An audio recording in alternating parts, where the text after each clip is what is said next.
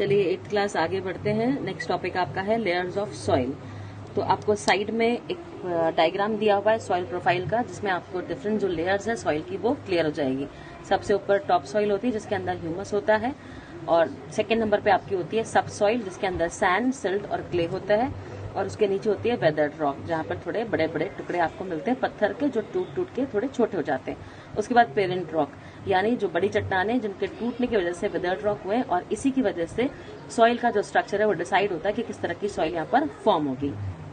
तो देखते हैं, अ soil profile is a section showing successive layers of soil which would appear if you cut straight down into the soil. जैसे अगर आप soil को, जैसे केक होता है, केक को हम कट करते हैं, तो उस तरह से आप सॉइल को अगर कट करोगे तो आपको अलग अलग लेयर्स मिल जाएगी। Soils are generally formed in layers. कोई भी सॉइल हो वो लेयर्स में होती है। टॉप सॉइल अलग होगी, सब सॉइल अलग होगी, वेदर्ड और पेरेंट, ये सब आपको अलग अलग मिलेगा। Soils have 4 main layers, 4 main layers है जो कि आपको डायग्राम में क्लियर हो रही है। The removal of top layer of soil on a large scale by rain water, wind और human activities is called soil erosion.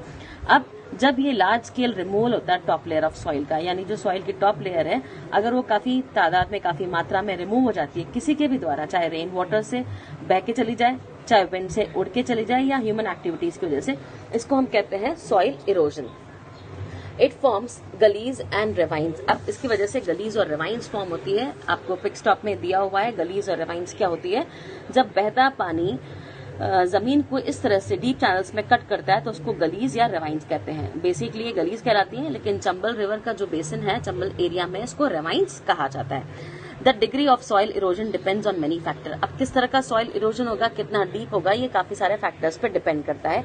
जैसे सॉइल कंपोनेंट्स और स्ट्रक्चर। सॉइल के कंपोनेंट्स क्या है, सॉइल का स्ट्रक्चर कैसा है, टेक्सचर ऑफ सॉइल, सॉइल किस तरह की है, climate condition, slope of the land and cultivation methods. अगर आपने खेती के तरीके गलत इस्तेमाल करें तो भी सॉइल इरोजन होगा। अगर स्लोप्स हैं तो वहां पर विंड और पानी दोनों की वजह से सॉइल रिमूव हो सकती है। क्लाइमेटिकल कंडीशंस, अगर गर्मी बहुत सारी होती है तो भी सॉइल की जो टॉप लेयर है वो खराब हो जाती है। तो ऐसे बहुत सारे रीजंस हैं। This is further accelerated by human activities. इसके अलावा ह्यूमन एक्टिविटीज जैसे excessive use of chemical fertiliser. अगर हम खेती में केमिकल फर्टिलाइजर का एक्सेस यूज करते हैं तो भी खराब होती है, which can change the composition of soil.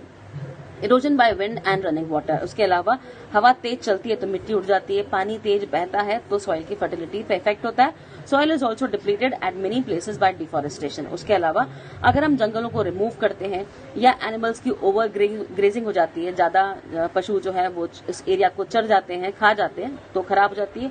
Over fertilisation, अगर हम बहुत सारे फर्टिलाइजर्स का इस्तेमाल करते हैं, या ओवर यूज ऑफ इंसेक्टिसाइड्स, कीड़े मारने के लिए भी हम दवाइयों का छिड़काव ज्यादा करते हैं, तो ये हमारी सॉइल को नुकसान पहुंचाते हैं। Soil is damage by salinization and water logging if it is over watered. अगर हम पानी भी बहुत ज्यादा देते हैं तो सैलिनाइजेशन बढ़ जाता है, और वाटर लॉजिंग, अगर पानी बहुत इकट्ठा हो जाता है तो हमने कई बार देखा है कि नीचे काई जम जाती है, पानी जो है नीचे नहीं जा पाता, अंडर एब्जॉर्ब नहीं हो पाता, तो इसकी वजह से सॉइल पे फर्क पड़ता है। अब सॉइल कंजर्व करने के क्या क्या तरीके हैं, ये हमने देखे अभी तक कि सॉइल को नुकसान कैसे कैसे पहुंचता है। अब देखते हैं सॉइल बचाने के तरीके क्या हो सकते हैं। तो सबसे पहले soil conservation is an effort made by humans to prevent soil erosion and thereby retain the fertility of the soil. ये एक प्रयास है जो कि ह्यूमन बींग्स के द्वारा किया जा रहा है सॉइल को बचाने के लिए, इसकी फर्टिलिटी को मेंटेन करने के लिए।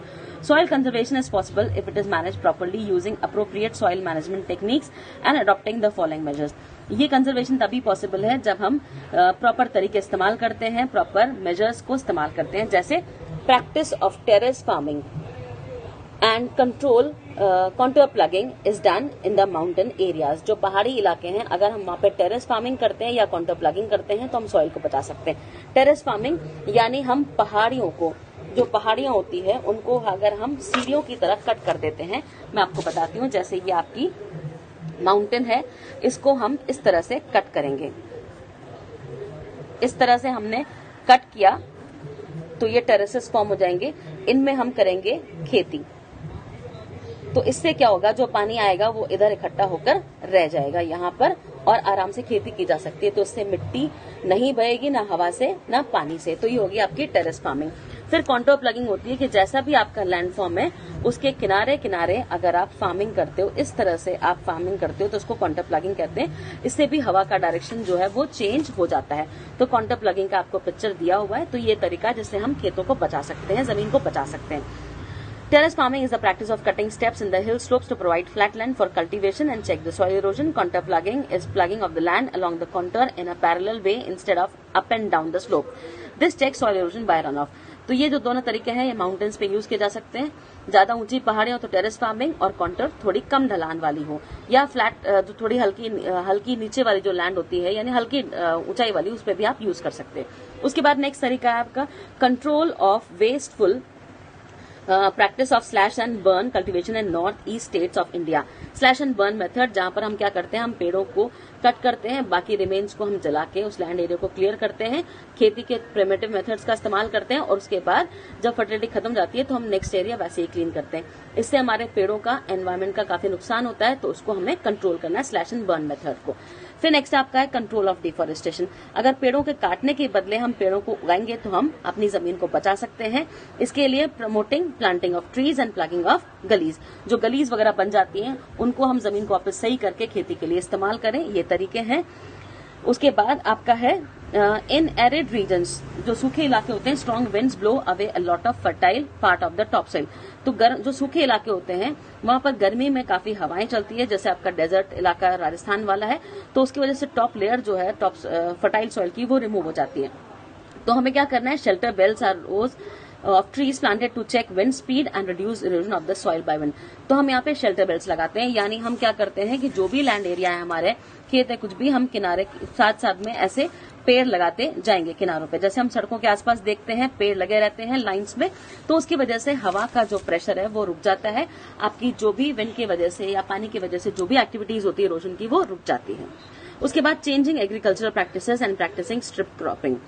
एग्रीकल्चर के तरीके हमें चेंज करने, स्ट्रिप क्रॉपिंग हमें करनी है। उसमें क्या होगा कि खेत में, जब हम खेत में हल चलाते हैं, ये आपका खेत है मान लेते हैं, इसमें आपने हल चलाइए इस तरह से, तो यहाँ पर आप बीज डाल रहे हो, इसके बीच में इस तरह से थोड़ा उठा हुआ एरिया होता है, तो यहाँ पर हमने घास उगने के लिए छोड़ दिया है, तो इधर हमारी फसलें उगेगी। यहाँ पर बीच में जो उठा हुआ एरिया है उसकी वजह से वो पानी इधर से उधर नहीं जाएगा, हवा का डायरेक्शन, हवा भी रुक जाएगी, तो ये भी इरोजन को रोकता है। तो स्ट्रिप क्रॉपिंग कर सकते हैं। उसके अलावा क्रॉप रोटेशन कर सकते हैं, यानी एक फसल के बाद हम दूसरी फसल उगाएंगे, तो उसकी वजह से सॉइल की फर्टिलिटी मेंटेन रहती है, क्योंकि जो न्यूट्रिएंट्स पहले वाली क्रॉप ने लिए थे, अगली वाली हमें क्रॉप वो उगानी है जिसको वो न्यूट्रिएंट्स की जरूरत ना पड़े।